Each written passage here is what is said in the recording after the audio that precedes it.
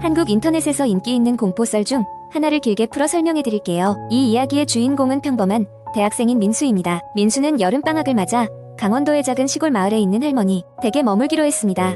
할머니 댁은 산속 깊이 자리 잡고 있어서 평소에도 방문객이 드물었습니다. 도시에 익숙한 민수에게는 조용한 시골 생활이 오히려 새로운 경험이었습니다. 하지만 시간이 흐르면서 민수는 알 수 없는 불쾌한 느낌을 받기 시작했습니다. 밤마다 무언가가 집 주변을 서성이는 듯한 소리, 창문 밖에서 느껴지는 시선, 그리고 이상한 꿈들. 처음에는 대수롭지 않게 생각했지만 날이 갈수록 그 느낌은 강해졌습니다. 어느 날 밤, 민수는 이상한 소리에 잠에서 깼습니다. 거실에서 무엇인가가 움직이는 소리가 들렸습니다. 민수는 조심스럽게 방문을 열고 거실로 향했습니다. 깜깜한 거실 한가운데에는 창문 틈새로 들어온 달빛에 실루엣이 비치는 누군가가 서 있었습니다. 그 형체는 마치 사람이 아니라 그림자 그 자체인 듯했고 민수를 발견한 듯 고개를 돌려 그를 바라보고 있었습니다. 놀란 민수는 방으로 뛰어들어가 문을 잠그고는 숨을 죽였습니다. 천천히 심장을 진정시키며 무슨 일이 일어난 것인지 되짚어보기로 했습니다. 아침이 되자 민수는 할머니에게 밤사이 있었던 일을 이야기했습니다. 할머니는 잠시 침묵하다가 말했습니다. 그건 이 집의 오래된 얘기란다. 과거 이 마을에서는 이유를 알 수 없는 실종 사건이 여러 번 있었어. 거기엔 항상 똑같은 공통점이 있었지. 사람들이 사라지기 전에 집 안에서 방문자가 없었는데도 이상한 그림자를 봤다고 했단다. 충격을 받은 민수는 과거 신문기사와 기록을 뒤져보기로 했습니다. 마을 도서관에서 먼지 쌓인 자료들을 조사하면서 민수는 어느 마을 주민의 예실기를 발견했습니다. 그 일기에는 집 안에서 목격된 그 그림자가 실은 마을을 떠난 이정수라는 청년이었던 것으로 추정되는 이야기가 적혀 있었습니다. 그는 할머니 댁 근처에서 마지막으로 목격되었으며 당시에 미쳐 있었다고 전해졌습니다. 어떤 이유에선지 그는 마을을 떠나지 못한 채 그림자가 되어 밤마다 사람의 존재를 확인하고 있었던 것입니다. 민수는 집으로 돌아왔고 할머니와 함께 그날 밤 어떤 대비책을 마련해야겠다고 생각했습니다. 늦은 밤, 민수와 할머니는 집안의 모든 불을 끄고 그림자가 다시 나타나기를 기다리고 있었습니다. 시간이 흘러 정막이 깊어질 무렵 거실 중앙에 다시 그림자가 모습을 드러냈습니다. 민수는 조심스럽게 다가가 그림자에게 말을 걸었습니다. 여기서 무엇을 원하는 거야? 그러나 그림자는 대답하지 않았습니다. 대신 문득 할머니가 차분한 목소리로 말했다. 정수야, 이제 그만 쉬어도 돼. 내 잘못이 아니었으니 이제 마음을 놓고 가거라. 할머니의 말이 끝나자 그림자는 서서히 흐릿해지더니 이내 사라졌고 그 뒤로 더 이상 그 집에는 이상한 일이 발생하지 않았습니다. 그날 이후로 민수는 그 마을의 할머니 댁을 방문할 때마다 알 수 없는 존재가 자신을 지켜주고 있는 듯한 안도감을 느끼며 지내고 있습니다. 마치 오랜 친구가 함께 있는 듯한 편안함을 말이죠. 이 이야기는 가끔씩 인터넷 커뮤니티에서 회자되며 사람들은 각자의 방식으로 그 그림자에게 작별 인사를 건네곤 합니다. 영문을 모르는 사람에게는 단순한 공포 이야기일지 모르지만 민수에게는 무언가 특별한 것을 깨닫게 해준 경험이었습니다. 두 번째 이야기. 어느 날 평범한 대학생인 민영은 학교 도서관에서 밤늦게까지 과제를 하다가 집으로 돌아가는 길이었다. 집으로 가는 길은 평소와 다름없이 조용했으며 늦은 시간이라 길거리에는 사람들의 발길이 뜸했다. 귀에는 이어폰을 꽂고 음악을 들으며 걸어가던 민영은 문득 자신이 늘 지나다니던 공원을 지나치지 않았다는 것을 깨달았다. 시계를 보니 시간이 꽤 늦어 마음이 급해졌다. 살짝 무서움도 느껴졌지만 공원을 가로질러 가면 집에 더 빨리 도착할 수 있어서 민영은 걱정을 무릅쓰고 공원으로 들어섰다. 공원은 낮과는 다르게 음산한 기운이 돌고 있었다. 가로등은 몇 개 고장나 깜빡이거나 아예 꺼져 있었고 멀리서 부엉이 우는 소리가 들렸다. 공원에는 작은 연못이 있었는데 민영은 늘 그 옆을 지날 때마다 거기에 살고 있는 오리들을 구경하곤 했다. 하지만 오늘은 연못 앞에서 멈추지 않고 빠르게 지나치기로 했다.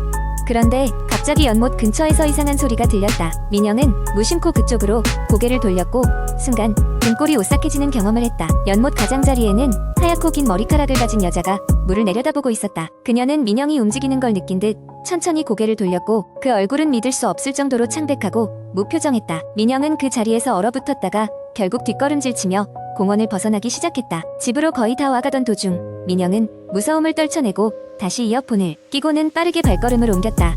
그러나 고요한 밤의 침묵 속에 귀에 들리는 발소리가 이상하다는 것을 깨달았다. 자신의 걸음소리가 아닌 다른 발소리가 일정한 거리에서 계속해서 뒤따라오고 있었다. 민영은 의식적으로 걸음걸이를 바꾸기도 하고 갑자기 멈춰서 보기도 했지만 그 소리는 계속해서 들렸다. 그녀는 공포에 휩싸여 달리기 시작했고 마침내 집에 도착해 현관문을 급하게 잠갔다. 심장이 쿵쾅거리며 안정을 찾으려 노력하던 민영은 거실 소파에 앉아 숨을 고르기 시작했다. 하지만 그때 현관문 너머로 갑작스럽게 노크 소리가 들려왔다. 빈번하게 울리는 노크는 마치 집에 있는 것이 확신한다는 듯이 점점 더 강해졌다. 이제 민영은 무엇인가 잘못됐다는 것을 직감했다.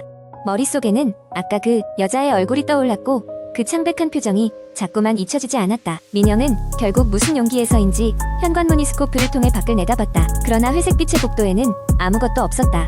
문을 열기는 무서웠지만 그녀는 노크 소리의 정체를 확인하기로 결심했다. 문을 천천히 여는 순간 복도의 형광등이 깜빡이며 켜졌고 거기에는 아무것도 서 있지 않았다.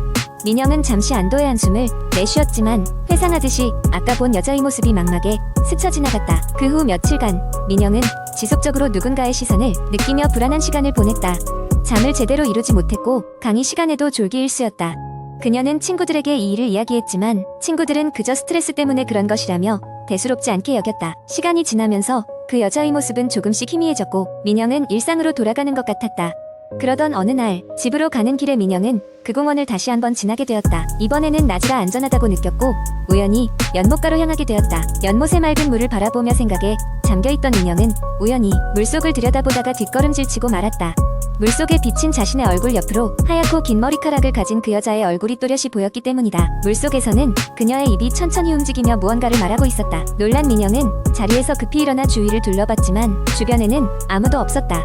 멀리서 들려오는 아이들의 웃음소리만이 공원의 한가로움을 더욱 부각시킬 뿐이었다. 그때 실존적인 두려움이 다시 민영의 가슴속 깊이 방울쪄 내리기 시작했고 그녀는 더 이상 그 공원을 지나가지 않기로 결심했다. 민영은 그 후로도 가끔씩 등골이 서늘해질 때마다 그 여자를 떠올리곤 했다. 늘상 느껴지던 그 시선과 안녕 같은 발소리가 자신을 혼란스럽게 만들었지만 그녀는 그 사건을 부정하며 평범한 일상 속으로 돌아갔다. 그러나 마음 한구석에 남아있는 그 공포의 잔향은 결코 사라지지 않을 것 같았다. 세 번째 이야기, 서울 외곽의 작은 마을 소량리에는 전해 내려오는 전설이 있다. 마을산 정상이 어둠의 집은 약 30년 전부터 버려졌고 마을 사람들은 그곳을 지나가기를 꺼렸다. 호기심 많은 외부인이 탐험삼아 다녀가곤 했지만 돌아온 사람들은 입을 다물었다. 기자 지망생 승현은 친구들과 함께 어둠의 집에 관한 취재를 하기로 결정한다. 마을 주민들은 처음에는 말을 아꼈으나 한 노인은 그 집에는 돌아가신 마을 장로님의 혼이 머물고 있다고 속삭였다. 긴장 속에 세 사람은 집으로 향했고 집 안에 들어가자 싸늘한 기운을 느꼈다. 승현은 카메라를 켰지만 수연은 다락방에서 소음을 듣고 민지는 부엌에서 이상한 피 자국을 발견했다. 민지는 지하실의 문을 열었고 차디찬 공기가 스며들었다. 그곳의 벽에는 원호는 이곳을 떠나지 못하리 라는 글귀가 새겨져 있었다. 승현은 1층에서 찍은 영상 속에 흰 그림자가 보이는 것을 발견하고 세 사람은 도망치려 하지만 문이 갑자기 닫혔다. 낯선 목소리가 여기서 나갈 방법은 하나다. 나의 이야기를 알아내는 것이라고 말했다.